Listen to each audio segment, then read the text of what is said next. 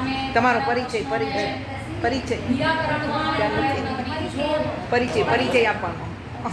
તો શિક્ષણ મંત્રી બનવું પછી નહીં નહીં, શિક્ષણ મંત્રી પહેલાં આ બનવું પડશે ને. ઓકે, મારું નામ દરજી નિકિતા છે. હું કેપીએસ ઇંગ્લિશ સ્કૂલમાં આમ તો મારો સબ્જેક્ટ ઇંગ્લિશ છે અને સોશિયલ ટીચર તરીકે વર્ક કરું છું અત્યારે, અને એક ક્લાસ ઇંગ્લિશનો કરું છું.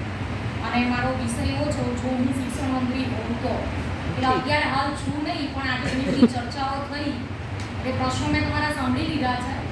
અને ઇન ફ્યુચર જો બનવાનો મોકો મળશે તો આ બધા પ્રશ્નો મતલબ પ્રોબ્લેમ્સ ક્લિયર થઈ જાય અને સોલ્યુશન આવે એવું કરીશું.